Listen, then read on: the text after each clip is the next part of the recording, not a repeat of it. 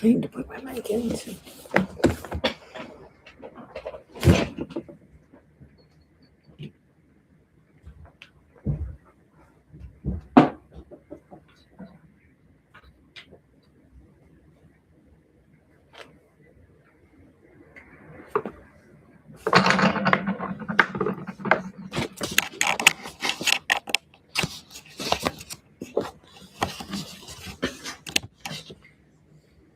I don't know, it looked close. It wasn't that bad. Hey.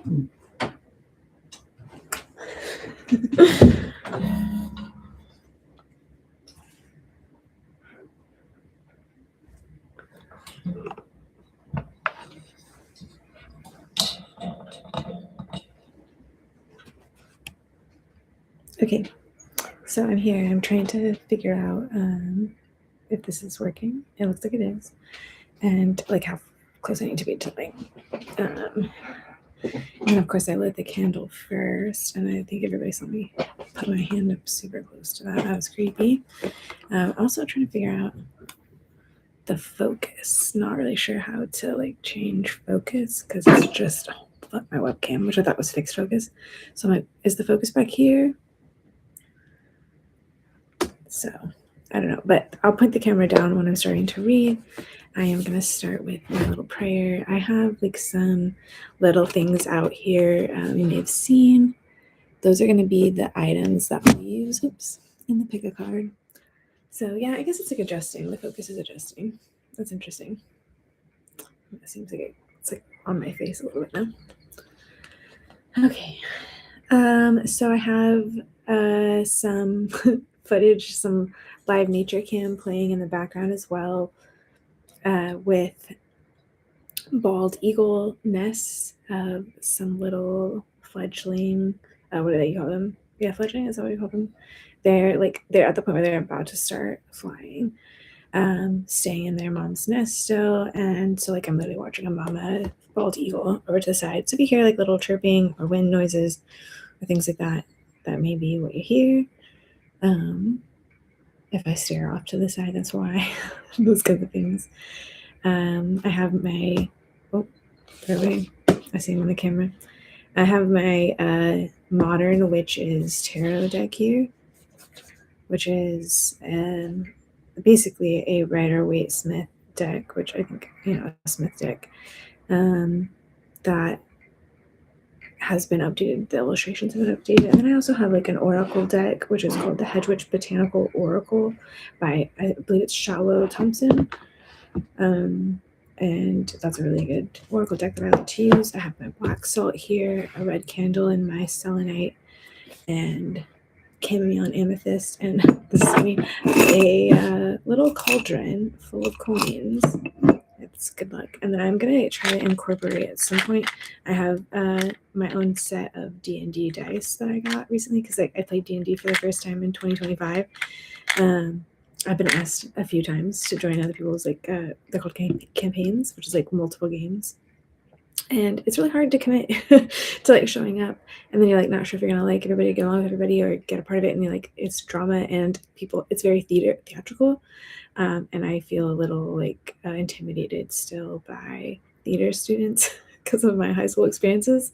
And I didn't go into theater, and I kind of wish maybe I would have gone into theater in college, even first semester, if I wouldn't have stayed in it, because like the connections that you make with people and the ability, like the confidence you build with being able to like connect with people, even if it's for a brief while. But I connected with a lot of theater students when I went to Rogers State, and I really enjoyed that. So like I watch a podcast that's made by two theater people, and like I'm getting myself used to that, but it's just hard to know when to participate with theater students because they like expect everybody to just jump in, and that's like not my preferred style. So I think that's really the biggest issue, is that like we just have different sets of needs and expectations. And I'm like, hey, let's lay all that out in the beginning. So anyways, I don't know why I'm on a tangent about theater students, but I wish I was one. So I am gonna read a prayer here for us. I'm looking at my plants now. And I'm going to read this, for all of us to enjoy. And so you're welcome to kind of close your eyes and just let these words and what I'm saying wash over you. If you want to be a little more alert and you want to like kind of decide, think critically, like, is this a prayer that I really want to amplify? That's totally fine too. But I just want to give you the opportunity to let me call in what I call spirits of different nature spirits, essentially, and different elementals and things like that that are founded in Celtic ideology and, well, Celtic heritage. I don't want to say ideology, but Celtic heritage and a connection, like mysticism and a connection to the earth, and something that has always resonated with me. So that's what my prayer is based around. And let's get started. Oh, I think it's flagged here.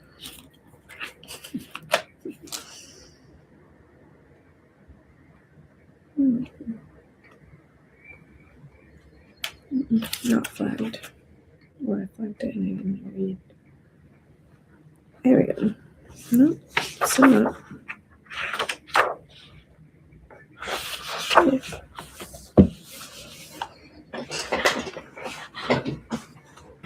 No, not the right thing. That's funny. This isn't a very long book, and it still doesn't take much to get lost.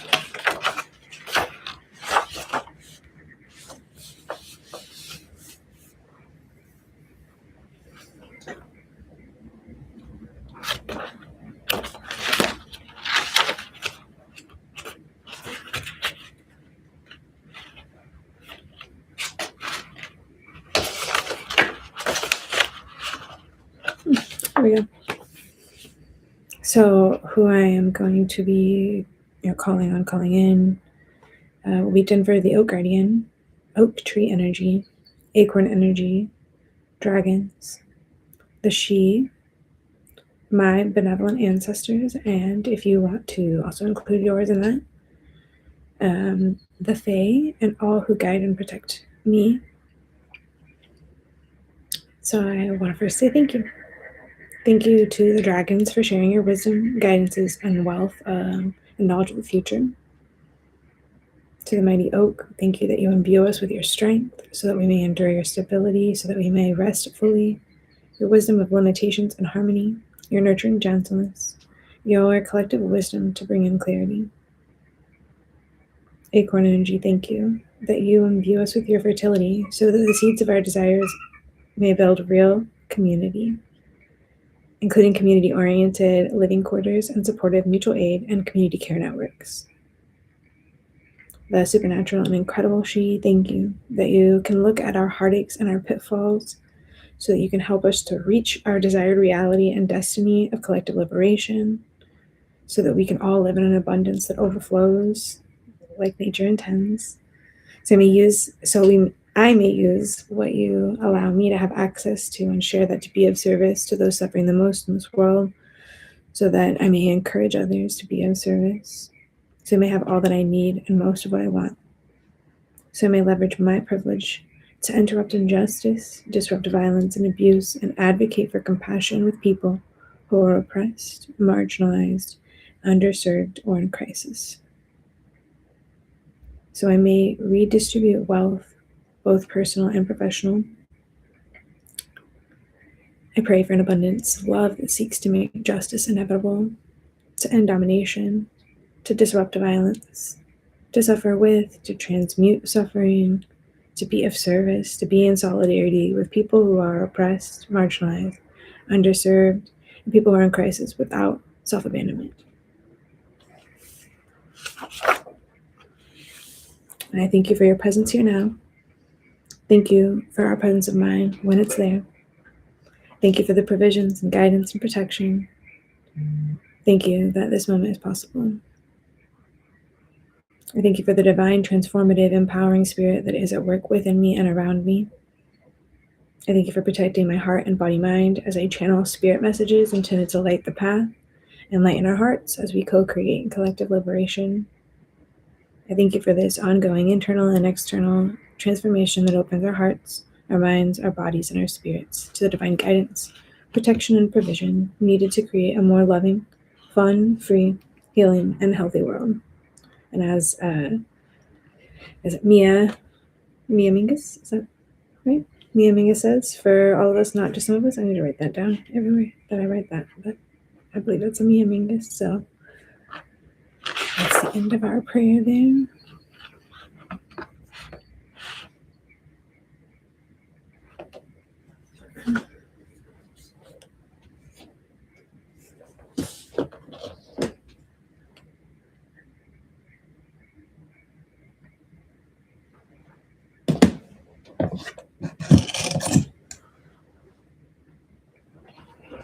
Got a timer set up here because we're going to do a pick a card reading.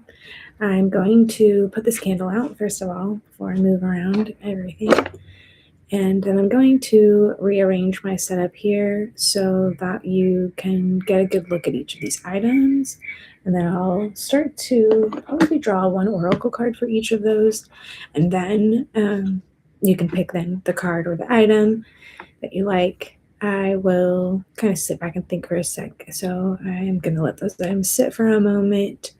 And then we'll get into 1 through 4 of the readings. And you're welcome to listen all the way through, part of the way, and just see what comes up for you. The only theme that we really have is that these are messages for social and emotional growth. And that's kind of a wide range of topics that kind of are included in that. So we'll see what kind of comes up. And let's get started.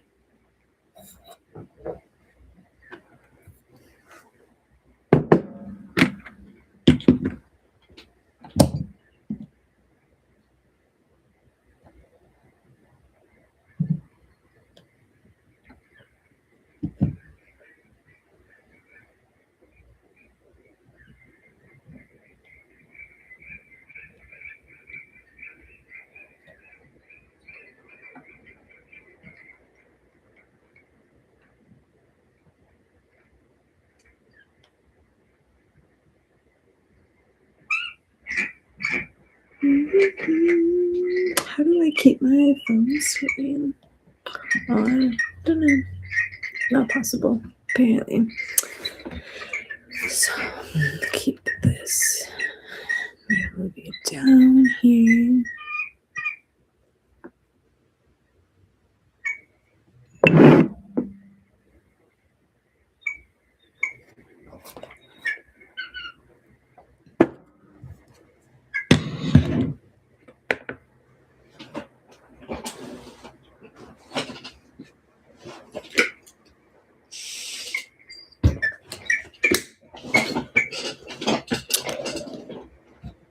There are 2 eagles in the nest right now, 2 adult eagles and 2 baby eagles. They are making dinner.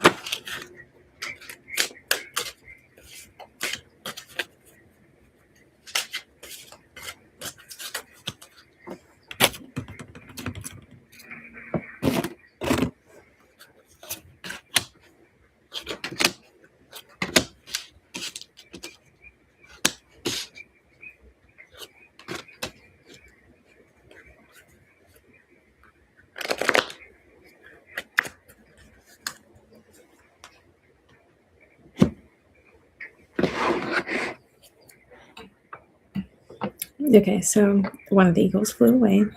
Now there's still one, presumably mother. I don't know why presume that, but presumably a mother chewing up food for their fledglings to eat. One of the baby birds is checked out, looking kind of in the direction of the camera, like, whatever. it's hot out today, sun is shining. What is life? You know, just enjoy. And the other one is like, where the heck is my dinner, Mom? Like, I am starving. I can't believe you could treat me this way. And I'm sure they're not starving. Oh, now the other one is noticing. And they're like, oh, dinner time. Cool. Like food. Is it pizza? Not pizza. So funny. Okay, so let's get started. We've got 4 different items here. I'm going to start on this side because that's what's making sense to me. This is a quartz that's on a keychain, but basically just a regular old quartz. It is got 2, 4, 6 sides, so that makes it what a hexagon or something like that. A pentagon has 5. So I'm not sure, but take what you will. It's got 6 sides. And it comes on a little keychain, and it's a pretty like densely colored quartz. You know, I can see that. I can't bring it too close without losing focus, but here shows it quite a bit. And then I also have a titanium aura quartz. This is a quartz that has been treated hexagon. That's what I think it's so also. That's funny. What kind of pizza would eagles have? Okay. This is a titanium aura quartz. As you can see, it's incredibly colorful, and I love to move it around. I like couldn't stop. It's kind of like a good fidget toy because it's got like a rough side, it's got some pointed, like smooth sides, lots of smooth striations, like really clean little cuts. So it's been a quartz that's been coated with titanium, I believe titanium oxide, and then that's treated with heat, and that creates this. And so like that can be artificially done, and it can be naturally done, and not naturally. I mean, like I don't know that it could be occurring in nature, you know what I mean? But I think that it is something that can is a replication of a process that can happen in nature, essentially. So this one is a treated stone. And then I also have a little bundle of purple flowers with a little bit of dog hair on them, because that's what life is whenever you have pets, is their hair shows up everywhere. So I have these beautiful, oh here, did I show this close enough to the screen? There we go, yeah. Beautiful like yellows, greens, purples. That's so beautiful. I've tried to make jewelry out of it, but I just like it as it is to use for whatever, just to like hold up to your forehead or something. That's what I do with a lot of my stones. So these are a bunch of cute little purple flowers. I do not have any idea what kind of purple flowers these are, but they're a beautiful little bundle. They came on a stem that would have been like this long. So, and they came in a big bouquet of flowers. So they're probably like some kind of wildflower or something else, but they could be something cultivated. So that is a cute purple flower. I think we're on 1, 2, 3. That was deck, or choosing number 3 path. And then I also have this as a celestite stone, right? Yeah, I try to remember. Angelite, celestite. This one is celestite. So it is, not something I'm sure about the origin of, like, or why it has that blue color. I should look into the science of that. It is a beautiful like sky blue color. This video does not do it justice. And then it has like some concrete type looking, or just like regular stone looking type stuff. Like, so I'm not sure about the origin of this one. I just know that I got it at a like fair where people were selling lots of stones, and that was probably the first stone that I was like, wow, this one is just like something I need to take with me. And it's broken off into several other pieces, and I carry those little pieces with me often. And then like I also have a little thing I keep, it's a broom that cleanses my space before I do any of this kind of channeling or magic work or anything. They're still not chowing down yet. She's still making dinner. But anyways, it's supposed to help with channeling also. So if you're called to that, you might be somebody who has a tendency to channel with or without meaning to. So we've got sacred for card number 1. It's the hawthorn plant. Maybe that calls to you. Quartz could call to you. The quartz stone could call to you. The hexagon quartz stone, that's what we decided it is. And this card, or the word sacred, or the plant hawthorn might call to you. If any of those do, then I would recommend sticking around to listen to the messages from card number 1. Card number 2 has the card of Lady's Mantle and Magic. It's beautiful. So maybe you feel like you're like, am I magical? Do I have magic in me? I thought I did, but maybe I've lost it. Can I get it again? If this is something that intrigues you, if you like fairy smut, I love it. That's a thing.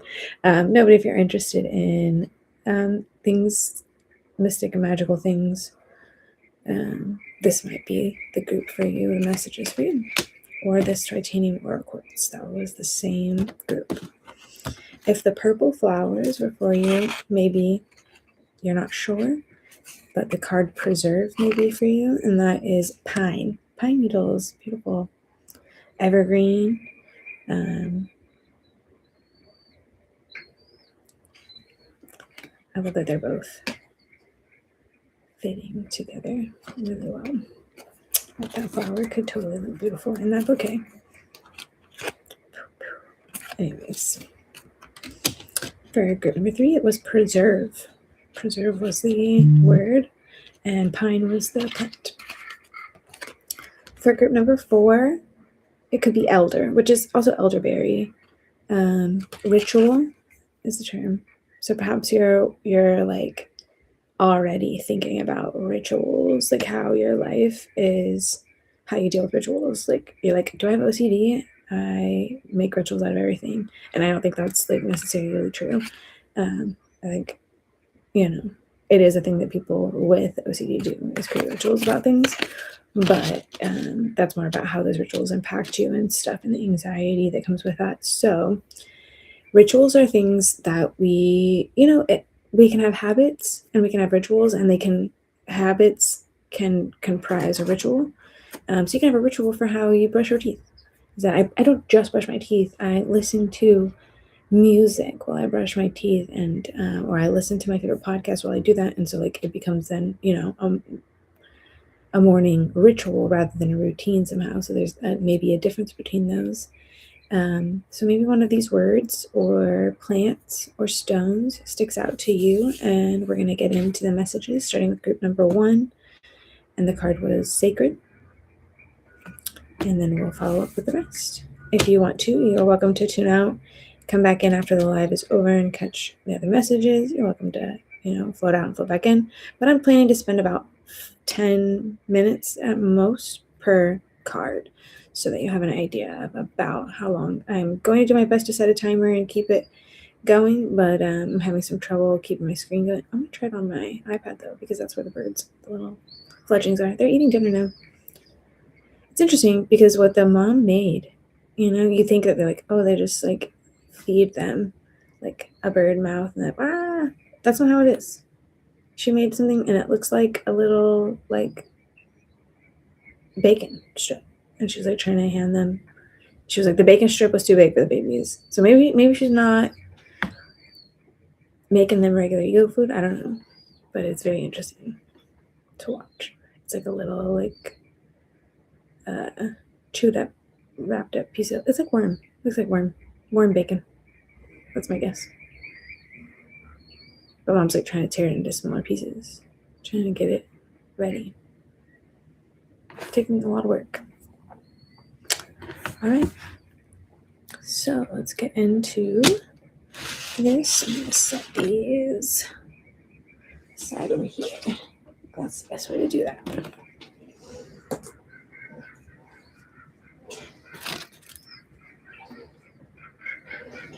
All right, card number 1, sacred. I'm going to set that here somehow.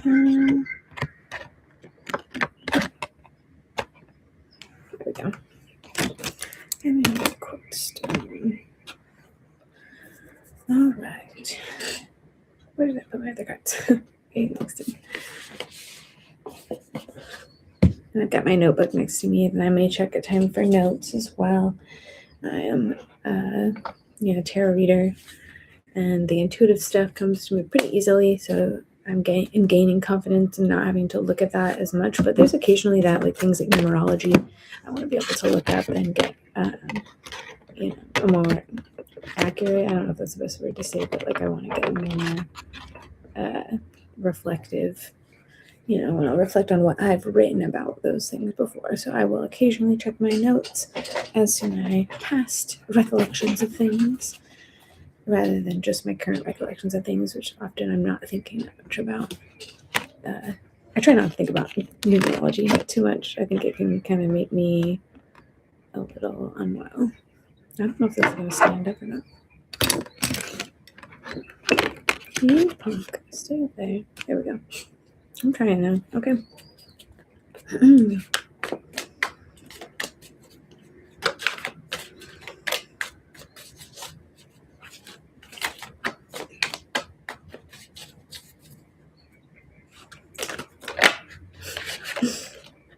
There might be a message in that card not wanting to stay upright there. It is the card sacred. So what sacred things are falling? What sacred things are on shaky ground?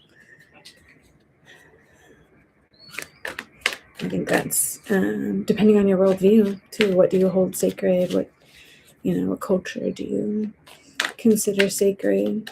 I could go into something political on that one.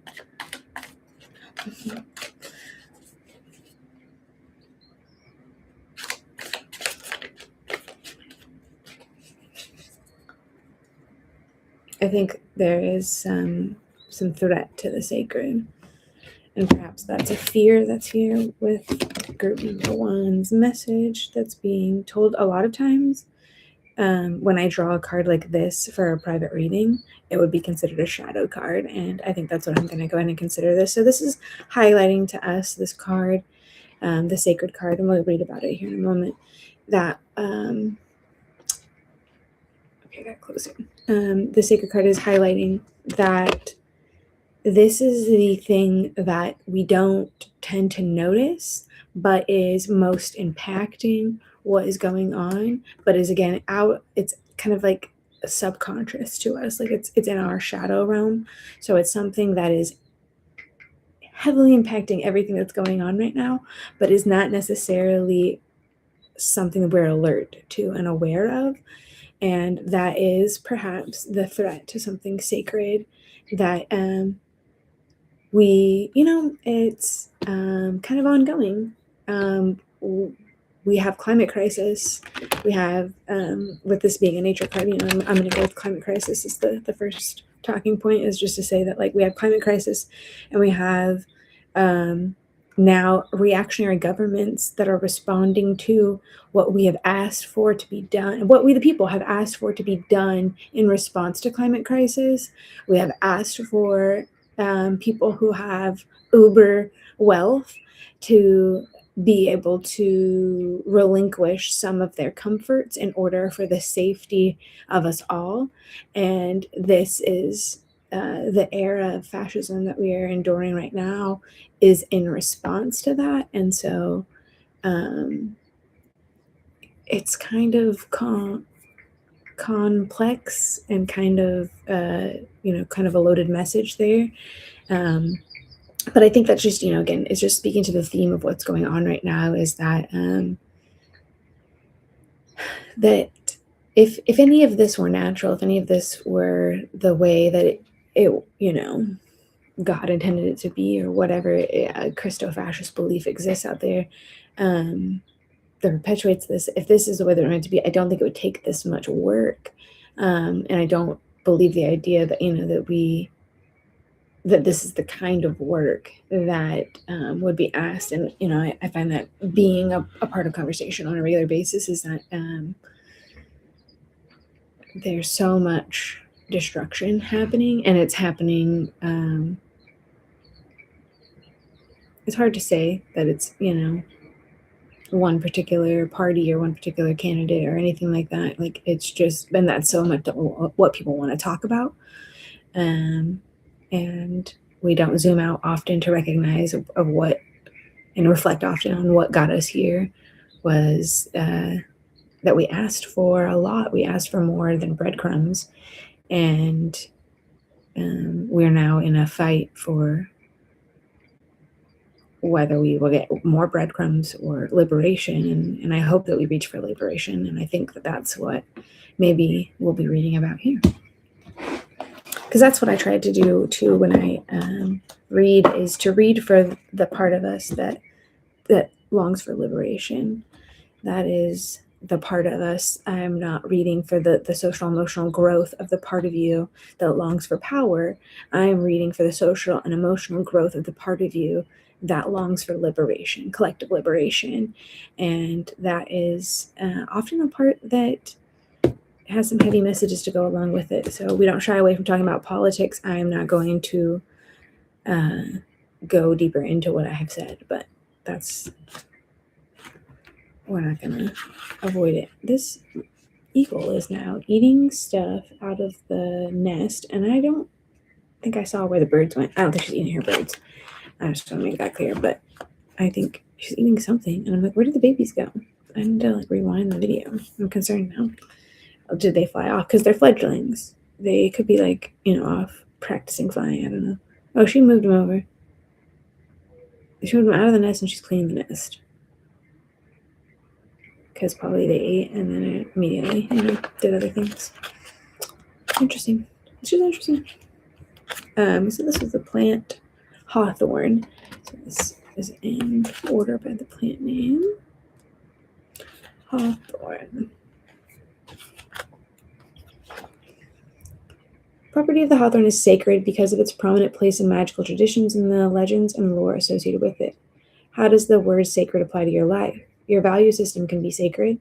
It helps you create a hierarchy of importance and place emphasis on whatever is most valuable in your life.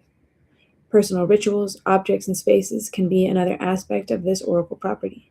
Creating sacred space for yourself, either with meditative practice or physical objects, is an important part of self-care, and it can be pivotal in enabling your connection with creativity and your deeper self.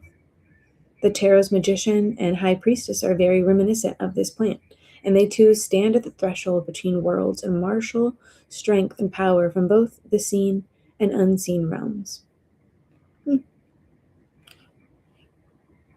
Other names for hawthorn are May blossom, maythorn, quickthorn, whitethorn,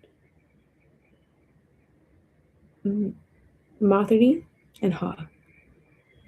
So again, that oracle property was sacred. That was about our card there.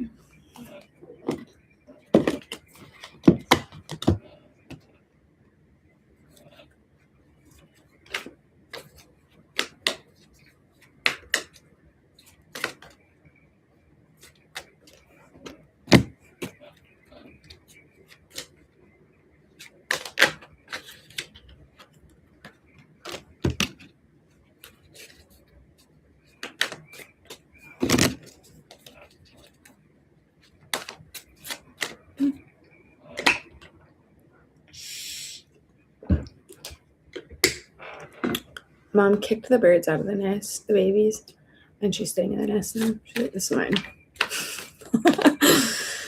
No, I think she's letting, encouraging them to kind of go out and explore a bit more.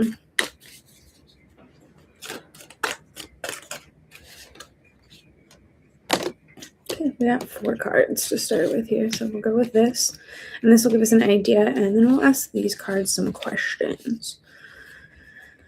They will tell us more about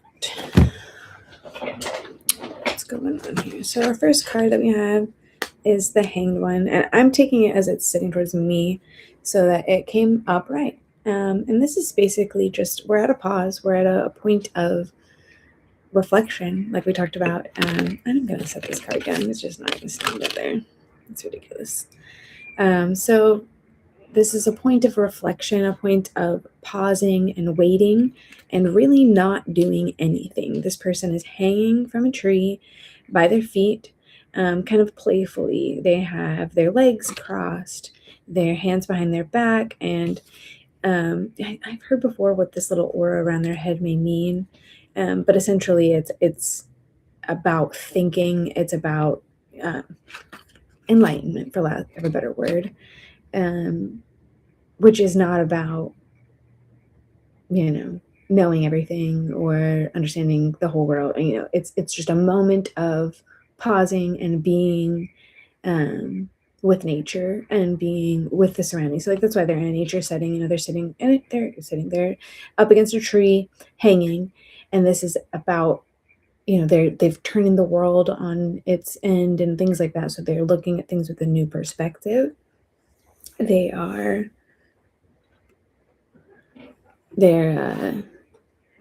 looking at things from a new perspective. They're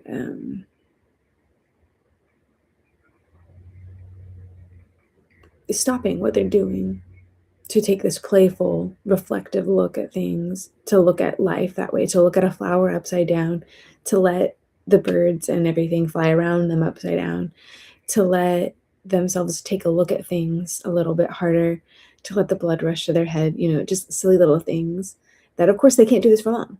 You can't do this for long. And it's something that I think needs to be done regularly if it can't be done for long. And it's something that comes in as like this interjection. It's the 12th card, so it's kind of like right in the middle. There's 23, I believe, in the major, 21 in the major arcana. So it's kind of right in the middle there, telling us like, hey, this is a good place to check in and see, like, how many breaks have you taken? How playful have you been? How much are you really like relaxing and allowing that to be? And then what's getting in the way of that? What's getting in the way of that connection to what's sacred in your life? Like if it doesn't feel like, that like, and these can be tangible things. It can be that you have an issue that hasn't been resolved, a medical issue, a resource issue, and you need those things. And this is not a prompt to overlook any pain, to gloss over it with other things, but it is the opportunity to say, I have this getting in the way of being able to do this. This is not something that I have access to right now, and I'm in a pause that doesn't feel good. So even when that's the case, I think that is a message that's still there, is that pausing in moments of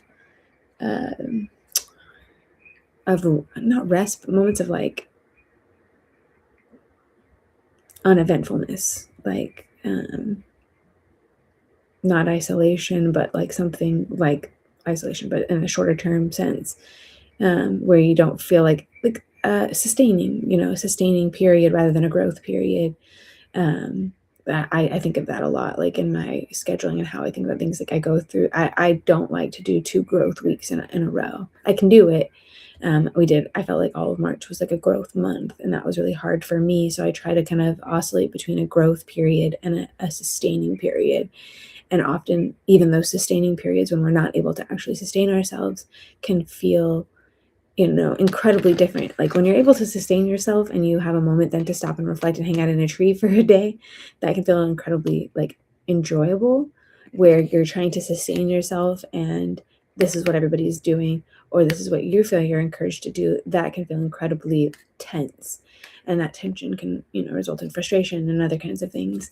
And so that's a valid point to bring up as well. This one is reversed.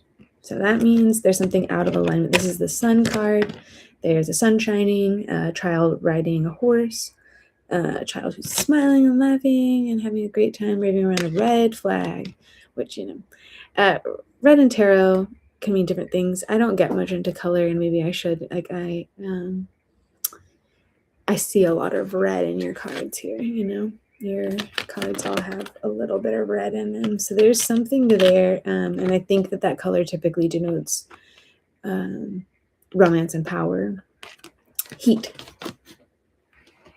which can be anger too. So, I mean, fire can be sacred, it's just about like, yeah, I think there's a connection there that what because none of all these are so far major arcana cards, but what element I see coming up is fire, and saying, well, what way how do we stoke our inner fire in given the situation? How is our inner fire? Can we stoke our inner fire? Do we have to do something else before we can do that? Do we have to take care of some basic need before that's taken care of? Do we need to be more connected to those around us? Do we need to be more engaged with those around us? Do we need to be more compassionate of those around us in order to better connect to that part of ourselves, that playfulness? Because that's that same element that's coming up here. If you can play here, you wouldn't get a card like this. You would get it probably like this, because that's what this represents, is this childlike, playful, playing out in the sun, bright, carefree kind of idea. And this being reversed is just showing that there's a blockage to that, and there's something getting in the way of the ability. And so and what if we want that for everyone? If we want everyone to have the ability to feel like they can trust, they can play free, like they feel safe enough, all of those things, like, so what does that world look like that is a safe place for people to play, and to play with the idea of reflection, to play with the idea of hanging out and thinking about where you've come from, where you've been, what you yourself have grown through, what others around you have grown through. Like what would that look like? Would it look like a community? Would it look like a government? Would it look like a state? Would it look like an organization? And if it looks like all of those things, how does that operate? How does that work? Because there's something about not having what you need that makes accessing this more difficult. There's something about the political situations that a lot of people are in, the ongoing threat by fascist governments is, and this is going to get my YouTube video, it's going to be hard to find probably, but I just think that these are things that make this difficult, and people are saying that things are going really well for them in some cases, in some ways. And what I see too is that Cam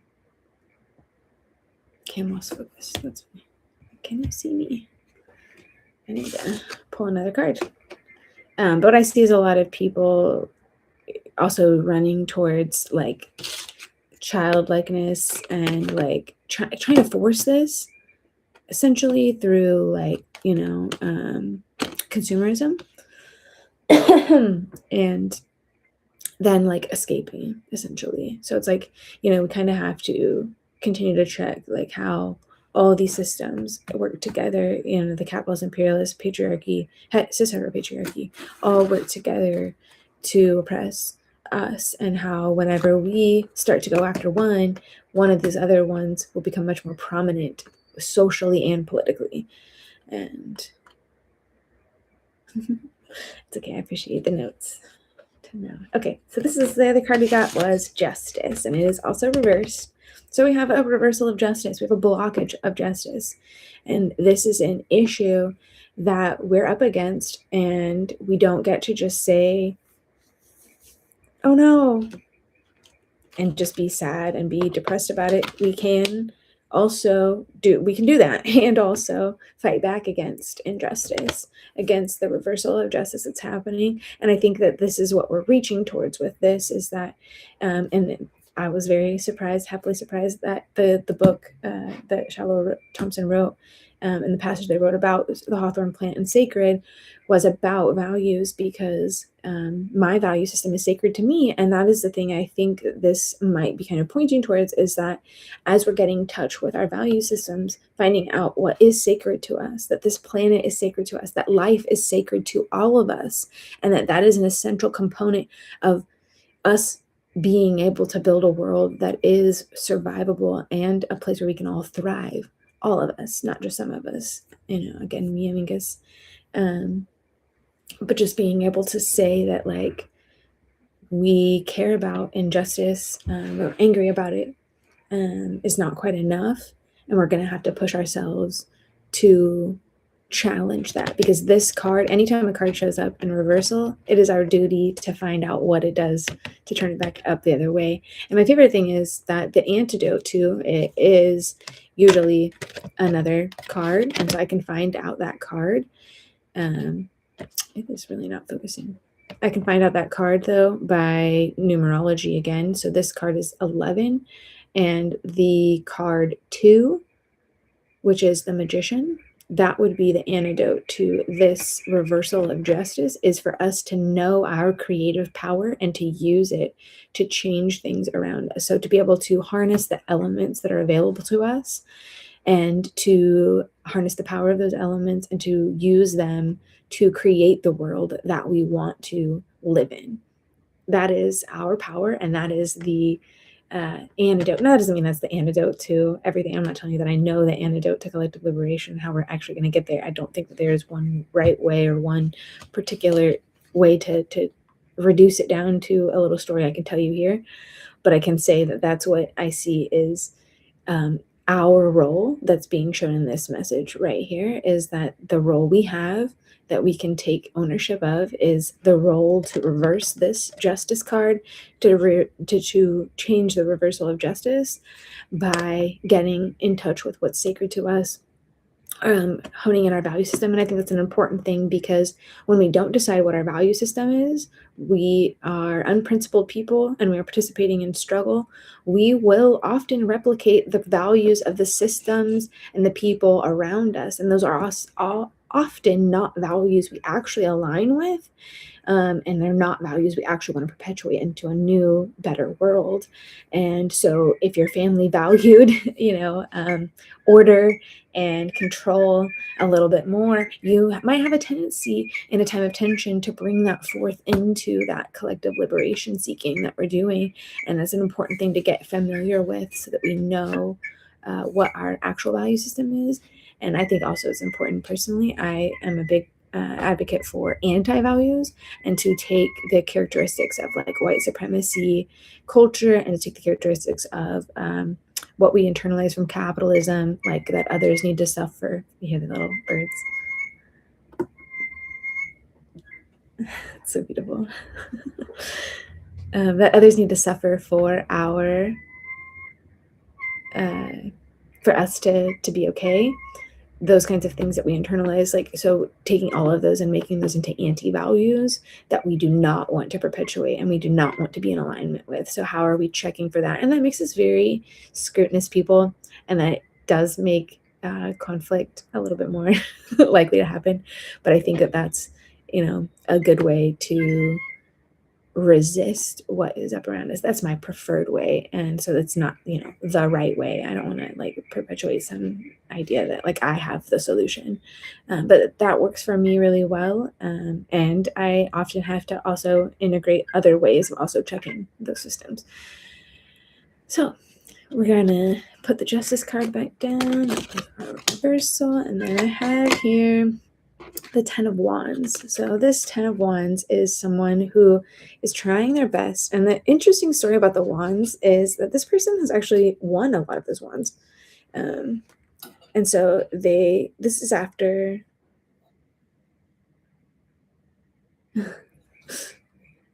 That's so funny. I wasn't thinking about it, but maybe the Eagles are confirming the messages and agreeing. Yeah, like that's the best. They're cheering us on. They're like, fuck capitalism. Okay.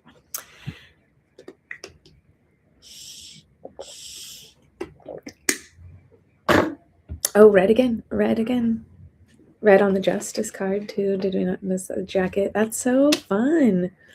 I'm gonna have to like search that one up, and I'll probably try to come back in the comments and drop a little tidbit about red, because I am not that familiar. Again, like I said, I still need to brush up on my tarot history.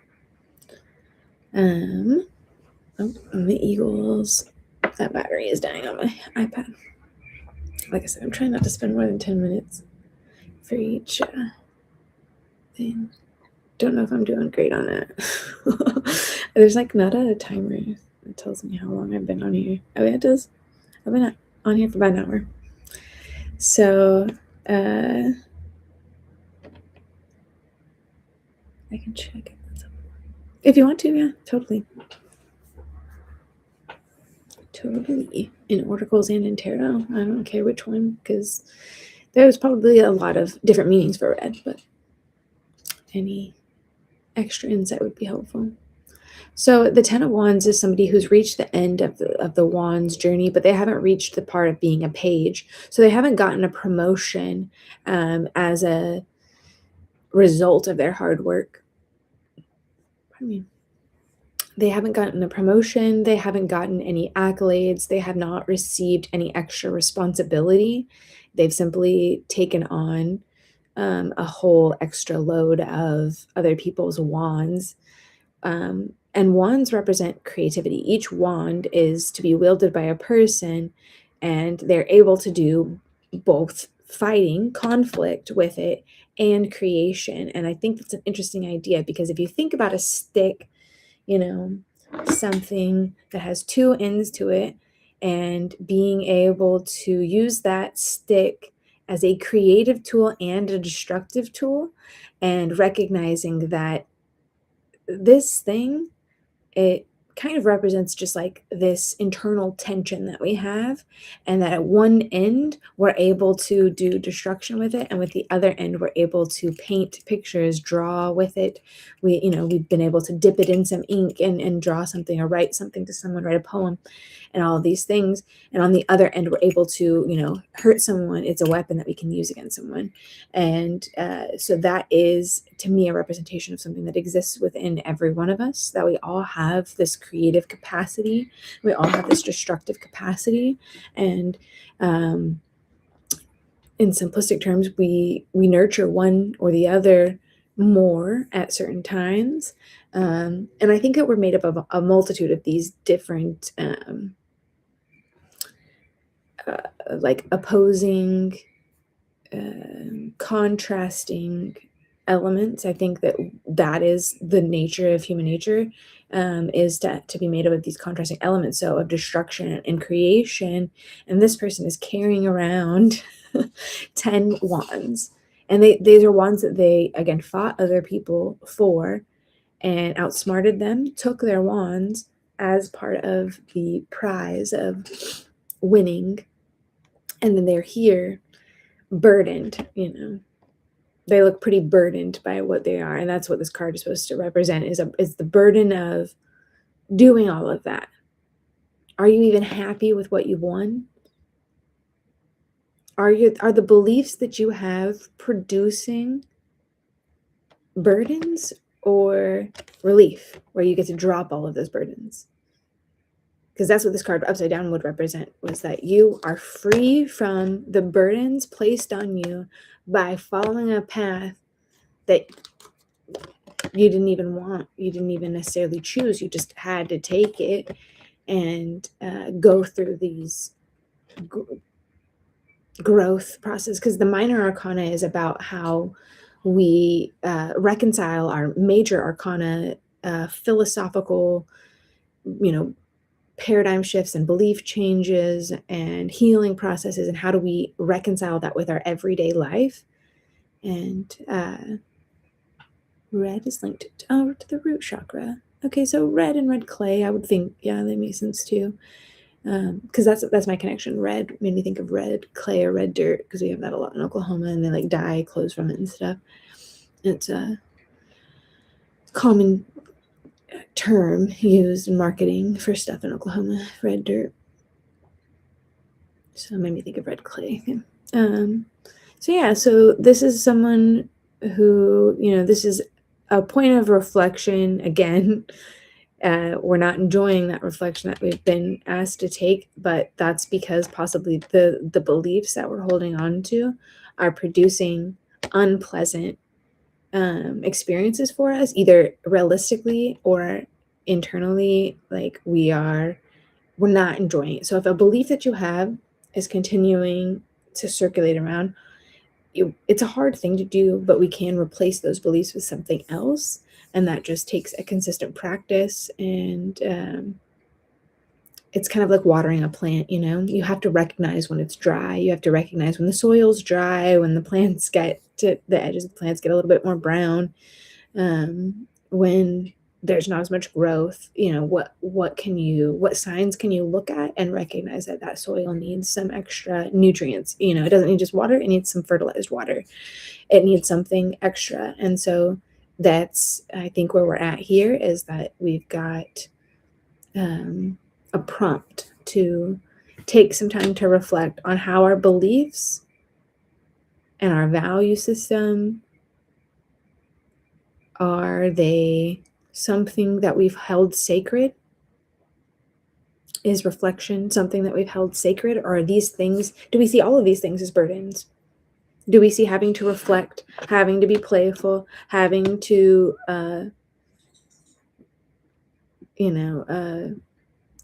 fight or disrupt a reversal, or to stop a reversal of justice? Do we find these things to be burdens?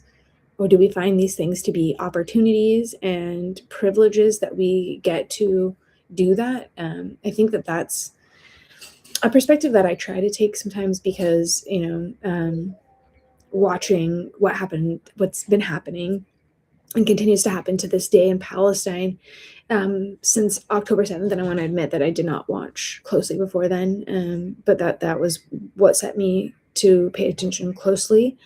And as I've been paying more and more attention, I've seen that the queer community of Palestine having to try to reach people who are not queer liberationists, or not disability justice advocates, or whatever, and having to reach out to people whom they're trying to help, get their help to help them survive, and asking them, or telling them that Palestine, of course, like, people will tell you that in Palestine you cannot be gay there, or whatever, you can't be queer there, and that's kind of a false idea, because the reality is that it's not okay here in Oklahoma either. Like, there's plenty of people in the area that I live in that are not okay with that, and that are very vocal about not being okay with that. And, like, I have to live with that. Like, those people sometimes serve in public offices, and serve, have real estate companies, and do things that can affect our future, and police officers and things like that. So anyways, it's just things to think about, is that, like, that exists everywhere, and we have the right here we have freedoms that we get to use to make others more free. Whereas in Palestine, people are being killed by going through checkpoints and being detained, and being, harassed, and met with sexual violence and other types of violence, through being harassed by Israeli forces and Zionist settlers.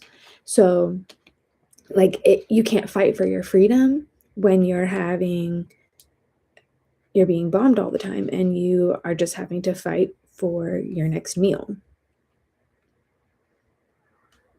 I think that's why mutual aid is such an important thing, is that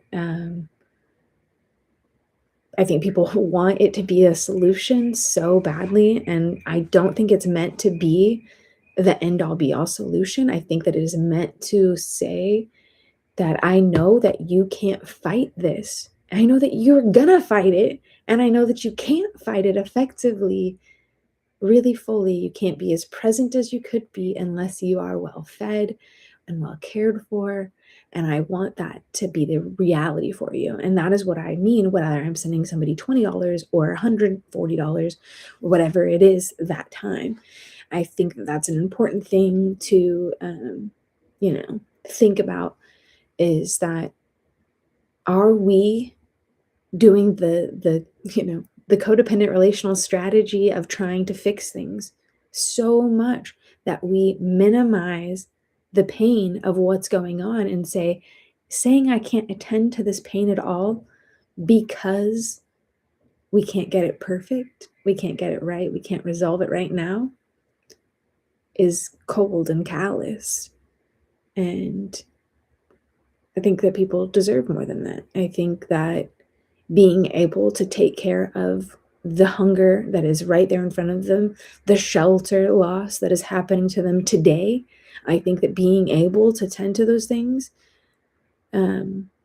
is not nothing. I think that's a beautiful thing to do for people. And it's not just beautiful, it's impactful because it can be the difference. It can be the difference. You don't know what the difference is. And that's the reality is, pontificating about what they might do with it or how it might not be the solution also isn't helping. And so what we do, what burdens we take on, are we happy with them?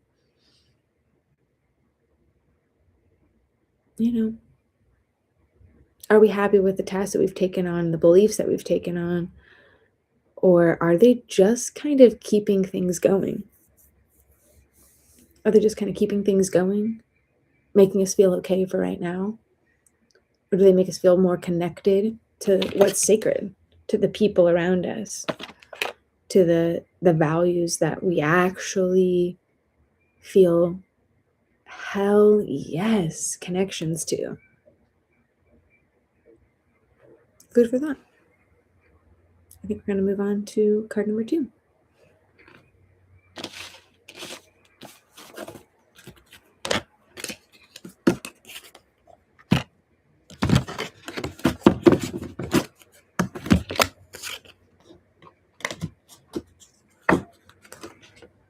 Well, before we move on to card number 2, I've cleared everything up, but before we move on to card number 2, I do want to roll some dice. I think my birds are gonna turn off soon because battery's dying. Not bring a charger. I don't have my phone though. I can use my phone. I'm gonna open up to numerology here. We got all major arcana except for the one minor arcana at the end there. And I thought that was kind of interesting too, because again, major arcanas talk about the bigger life themes, whereas the minor arcana talk about the day-to-day stuff. And so really like the only advice given, if you want to call it that, would be that we spend our day-to-day reflecting on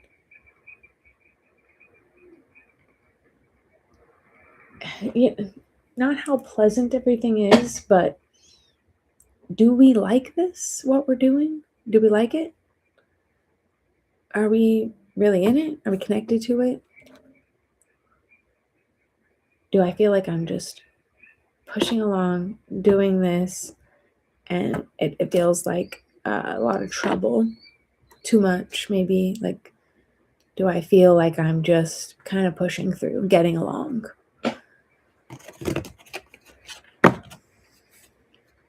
And I think maybe that's it. We were talking about the watering the plants. Maybe that's when you water your plants, is whenever you recognize, I think I've just been getting along.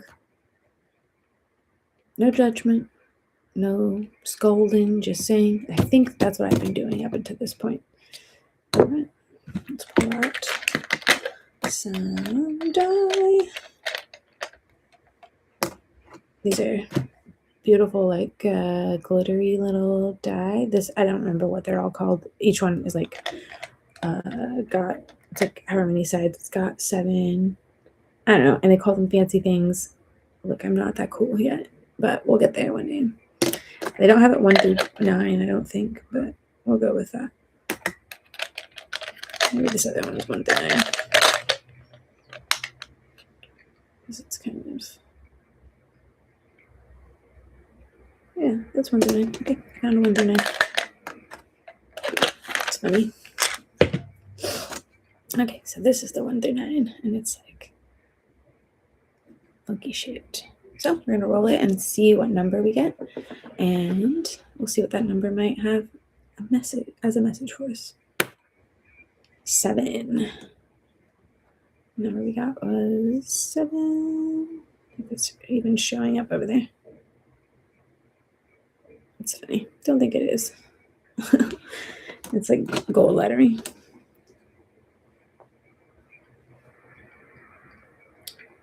The Chariot. The Chariot represents spirituality, wisdom, retreat, inner growth, exploration, reflection, assessment, and integration.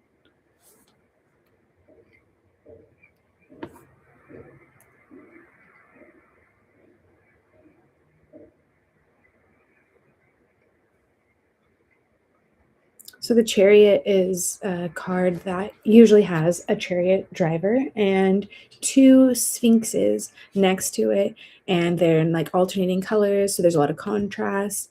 And it's a lot about this like idea of harnessing contrasting things in order to move forward, and this idea of paving your own way, of using your wisdom to explore. So, it's a point whenever we in our life that's the representative, is that a point in our life when we tend to gain the confidence to move forward with vigor, to create the world in the way we want to be it, or create our life, the way that we want it to be. And that is maybe a force that we can get into touch with again and say, in what ways have I given up on that dream? I think I've been watching a lot of One Piece, and we talk a lot about in there. I would never let anyone give up on their dreams. I would never ask anyone to give up on their dreams, that kind of stuff. And it's just been sticking with me a lot, that idea that, that a dream can be a goal. You can have a dream as the vision, and you're still reaching for it. So you haven't acted on that goal. Welcome back. And just that a dream doesn't have to be being a dreamer doesn't have to be a thing that makes you docile and not participating in the disruption of your oppression, repression, or subjugation, or whatever. Like, that is something we have. Yeah. Okay, let's move on from that. I'm gonna leave the die on them. I'll be right back.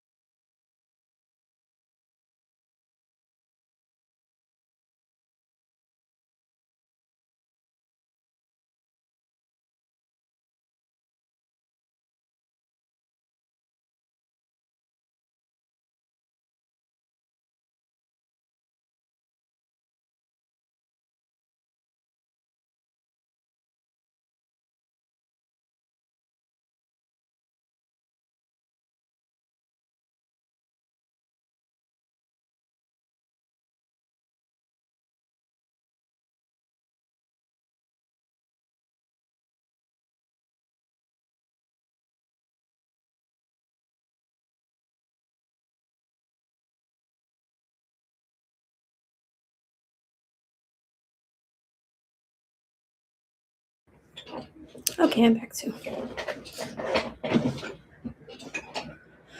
was trying to think if there was anything I wanted to remember for part one.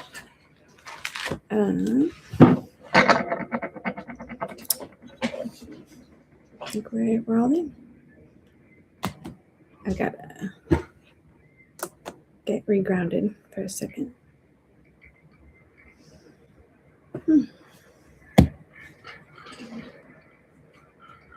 So group number 2.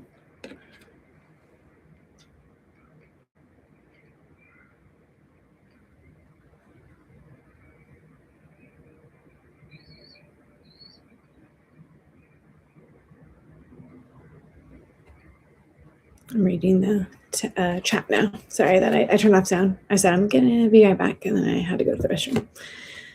I am going to read for card number 2 now, Lady's Mantle, Magic.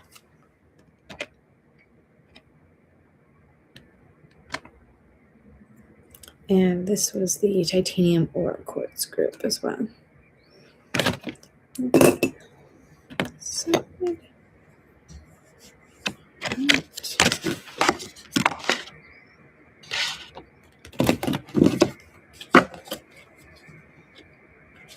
Let's lay that down. Easier to do. Let's do good cards as well. Alright, what spirit messages do we have to channel for group number 2?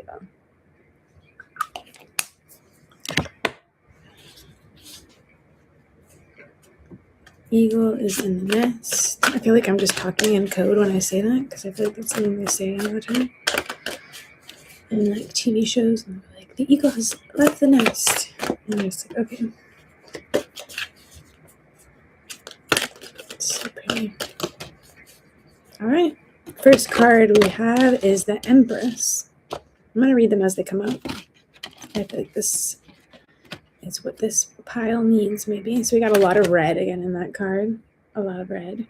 And again, I think this represents a lot of like love and power and protection. That's funny.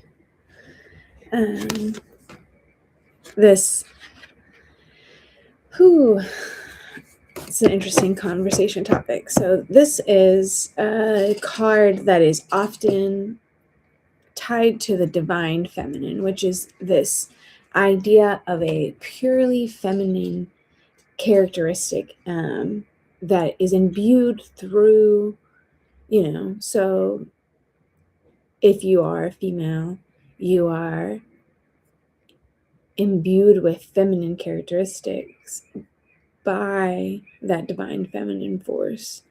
And that can be done. There are some people that buy into the idea that you could then have that happen across any gender. But that being said, it did start as a way of talking about an ideal feminine.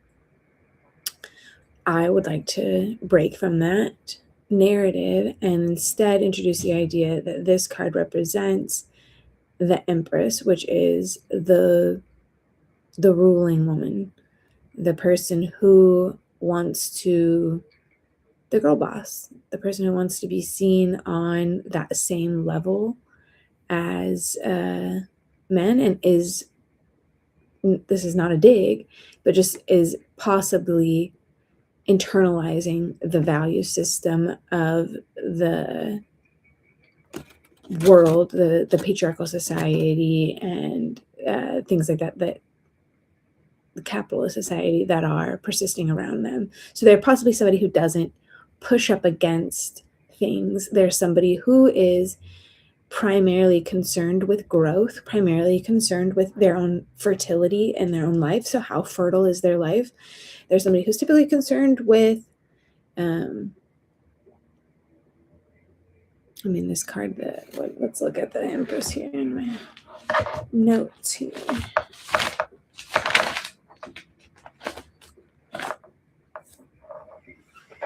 Somebody who's concerned with creativity, birth and gestation, bounty and abundance, pleasures and the joy of the senses, in rootedness and groundedness, and generosity and openness. So those are some good qualities to have. So again, when I said they're a girl boss, they may have a tendency to lean more towards the girl bossing that is a little more competitive, a little less cooperative and collaborative, and is a little bit more competitive. And so this is a card, a well-rounded, that's the thing about a major arcana. It doesn't all have to be flowery and beautiful and pleasant stuff.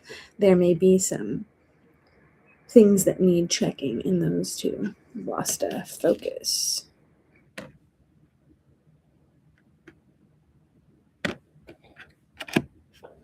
Okay. So we see the Empress here, and we see that this is someone who is like relaxing, and the abundance and stuff is an abundance of resources, the generosity that they have, that they're willing to share those resources with others, and perhaps there's scrutinous about who they're willing to share those resources with, and perhaps they have good reason to be. And that is, again, we're following in line with magic here.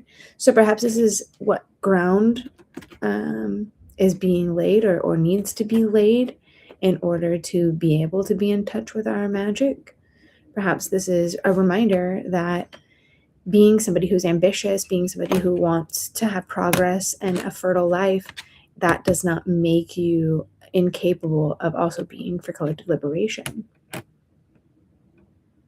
And I think that there's a lot of again, contrasting elements that make up human beings. Like we have both. And so I said in the last card for pile 1, that my readings are for social emotional growth, for the part of you that craves liberation, collective liberation. And so this this is a reading that is to tell you, is to talk to that part of you that craves that. And I'm like losing my train of thought a little bit. Sorry, I'm going to take a glass of water real quick. I might have to take a pause after this group and then come back to the other two in a bit. Or maybe tomorrow. But the Empress. And the Empress is different than the High Priestess. There are different archetypes that women in the tarot tend to fall into. And none of them is meant to be above or below the other. There's not meant to be a hierarchy. The High Priestess is just somebody who, has a different role than the Empress. And so this one being more about, here we go again, creativity, expression, growth, social gatherings, connection and rejection.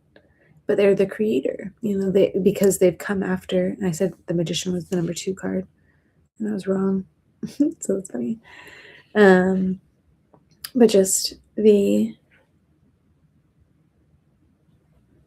ability to be over social gatherings, those kinds of things. This is somebody who is able to bring communities together. This is somebody who is able to move people to doing social things. So perhaps they're somebody who people see as someone who is not social, somebody who is more concerned with ambition and things like that. But they're somebody who is doing a lot of work to facilitate social connections and things like that, that help make this resource sharing that they're interested in better. And so let's go to the next card. Ace of Swords. And the Ace of Swords is about the gift of thinking clearly, the gift of precise speech, the gift of cutting words, the gift of being able to read people for filth, the gift of being able to understand acutely when and how to engage with somebody on a logical level versus an emotional level. This is about, and I don't, for lack of a better term, mastering. The sword is about having the understanding of the sword's strength. So the sword represents the word. And that sword strength is that it has the ability to do what? It can cut. You can cut up your dinner with a sword. You can cut up your enemy with a sword. You can cut up your friend who you didn't mean to with a sword. You can use a sword for a lot of things. It has some pretty good utility for what it's meant to do. But the damage, once it's done, can't be undone. So it's about using our words carefully. It's about being willing to move slow in a world that requires urgency and rushedness from us.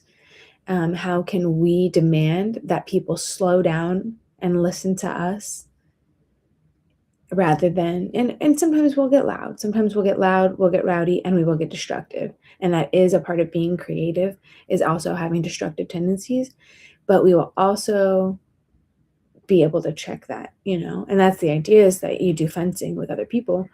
So you practice, you have other people, and writers don't often do that, but it is, I think, an important thing. And so, like, we've created a community like that on Planet Weird, where we support one another and we talk about it and we let people have their voice. And also, if something did come across as harsh or hurtful, usually the person who wrote it is the first one to recognize and to say, and to call that into attention, and to say, I could have chosen different ways to say that. And when it's not, like, it's still um, not shunned feedback to talk about oh, how somebody talks about things. Is that language working? Is it effective? Is it reaching people? Are we telling the message in the way that the person we actually want to receive it hears it? Are we talking to people we want to have receive our message? Or are we sending out a message to people that we don't even want to be connected to anymore? Are we, who are we talking to when we create whatever we're creating? Do we even want to? Do we like these people? And if we don't like them, why are we trying to connect to them? And what does that represent for us? And I think that kind of goes back to this, is that is not what the Empress would be doing. The Empress is not concerning herself with being likable and being pleasing to other people. She's creating an abundant life. She is creating a life, so it's like, while she is trying to make her way up in a patriarchal world and a patriarchal society with capitalism and imperialism and all of the things, colonialism, everything swirling, they are trying to be a force of what they believe is good and right. And it feels like maybe not enough. And then there's scrutiny that comes their way. They hear words, they hear people spreading rumors, and they cut like a knife, and that's hard. And this is just a reminder that is the power of words, is that they can do that. So, those are moments to remind us that we should be careful of our words, of how we treat others in conflict or in moments of tension, because we often assume that other people are egotistical, when in reality they're often hurt. And that's not to say that we shouldn't be firm and boundaried with people whom have a track record of being disrespectful of our boundaries or harming us as a result of being disrespectful of boundaries. And but also, and I had this situation, so we can talk about that, is that, words carry meaning, and also, people have a lot of expectation about how things are supposed to go. If I share something with you, that perhaps there's an expectation that you respond in a particular way. If I say, how's your day going? You say, it's going great. How's yours? And when you break from that norm and you don't ask, it can be awkward. It can be tense. It can feel like, it's going to cause people to get pissed off. And in some situations it does, in some situations it doesn't. Some people it doesn't, some people it does. But it's about reflecting on our own idea of, when we see something, if it's elicited a strong feeling in us, is that a feeling that is about the way we feel about the thing we have heard or read the words, or is it about the way that it was done? Was it that person truthfully was trying to cut you by saying what they've said? Or was the intention, you know, to look out for themselves, to meet their own need? And sometimes it's not black and white. Sometimes when someone is trying to meet their own need, they are also cutting you with that same knife. And that's a hard, space to navigate sometimes, but it's just that this is what reflection looks like, is that we are dancing around in both that, am I doing this? Is it being done around me? Am I participating in that somehow? Could it be happening in a way I'm not aware of? Have I ever been told that, that I have a tendency to do this or that? And so it's about, just again, sitting with that. And these, I think, are reflection prompts for you, are to remember and to get in touch again with that power that you have. If this group resonated for you. And then we'll go on to our next card. The Magician. The Magician is the one card. And so I read for the Magician in the last card, and I'm going to stand by that because it connected. But it was, there's also more that I could have given to that message. And so I'm going to just move on and say that this group also got the Magician. And that the Magician is, again, about harnessing the elements, the sword, which is about the word, the cup, which is about the emotion, the wand, which is about the creative and destructive capabilities, the pentacle, which is about the care and the responsibility that we have, both to ourselves and to others, to the world around us. That if we take, we must give. And how do we harness all of these into beliefs and practices that make our life abundant and fertile? Because that's what the Empress is seeking again. So our goal being that, and that, is it realistic to think that we can have abundance just for us? Is it realistic to think that if the rest of the world is falling apart, that we can expect that we will have everything? And I think that's the question I think of myself all the time, is that I have a tendency to like prioritize my own security. And I mean, like, like I mean, on a day-to-day basis, like I have a tendency to like put my mask on, my air mask on first, before oxygen mask on first, before I put it on other people. And I think that there's some times where we have to be able to recognize that that can take to an extreme, and we can be more concerned with our own security than we are with challenging things, and recognizing that there's risk involved with not challenging things. So like as I write about like vortex resistance and things, I come up to this a lot, that the idea, oh, is it risky? Aren't we going to go to jail if we resist paying taxes, war taxes? And there's a long tradition of resisting war taxes. So yes, there is risk always in resistance. There's always risk in disruption of the status quo. There's always risk in whenever you say you're not going to do something that is required by law.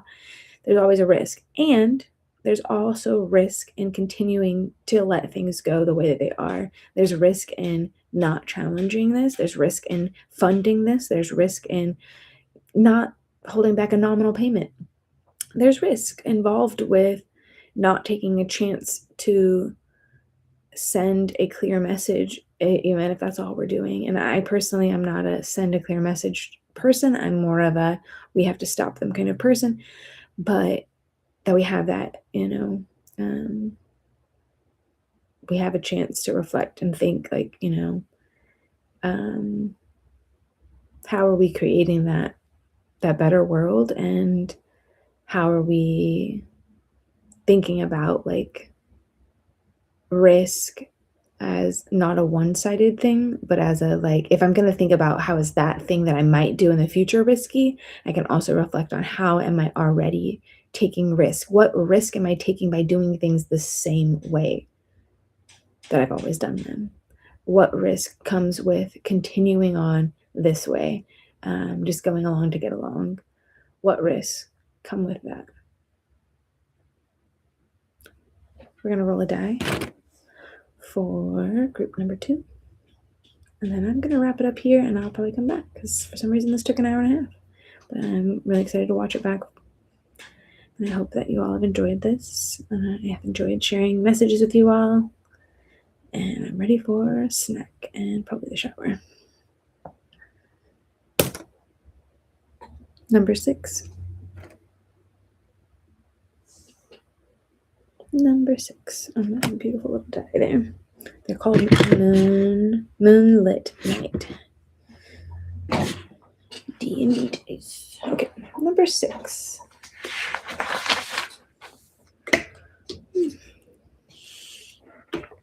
Number 6 is the Lovers Union. Union, love, sex, bonds, attractive force, tough value choices, moral and ethical crossroads. So, tough value choices: cooperation, harmony, compassion, honor, reverence, community, connections, communication, taking care of what you have. So all of those just further confirm to me what we've read for this whole message. These things are valuable. These are things that are not valued by the current society and a lot of the people in the social situations we find ourselves in. And perhaps that's you. Perhaps you find yourself valuing these things less and less over time, and you're wondering, how do you place more value on them? Well, your values are built by what you put your attention on. So if you're struggling to find a way to value these things, then if you can spend 10 minutes more this week than you did last week, putting attention on how to be more cooperative and more harmony, and to seek how to be more compassionate with those around you, with yourself even, then you will be practicing that. You'll be moving into that space and putting more and more attention. So you're building up a value system, and it obviously sometimes may have to go faster or more than that 10% change. But those little shifts can get us started, can get us going, and get us to recognize that the values that we are connected to may not really be serving us. And for me, I notice it in my energy levels. I notice first, whenever I am reconnected to my values and living in my values, that I feel like I have a little more energy to do what I'm doing. I may feel really tired still, but I still feel like I have a little bit, like 5%, 10% more energy than I had when I didn't know. Like, I felt like I was kind of being like a plastic bag, just kind of being thrown around in the wind, like Katy Perry says, and just, I did not feel like I had a true assurance in myself that I was doing something worthwhile, worth doing, and that was going to create the kind of world that I want. And for me, kind of broadening my idea, and for me, it's focusing on, for future generations. I'm not just creating for me. I'm not creating so that I get to collective liberation in my lifetime, though that is something I would like to see. I am also creating so that there is a path, a clearer path for those who come after me. But so that the trail is a little more worn down, and that they can take that way and go off my path, but use my path to get them a little further. They're not having to hack down and clear that path of brush and debris again after I'm gone. I want that path to be clear. And so that's the world I'm trying to create right now, is one that's better for the future generations and better and more survivable for us. And I think that's the end of our messages that we've got here right now. I appreciate you for joining us if you have. I'm glad to see you all in the chat. It's always nice to get to read for you all. And I'm going to come back and finish those last two. It's just going to take me a little bit. I am getting used to reading again on camera. And I got my mic set up. This was the first time I was able to get YouTube Live to work for me, so I'm still trying to learn OBS and things like that that have made this journey interesting, to say the least. So I appreciate your patience and understanding and interest in the baby eagle birds, which I will have to check up on again after this is over because they're so cute. And I will try to drop that link below so that you all can watch those baby birds too. Thanks so much.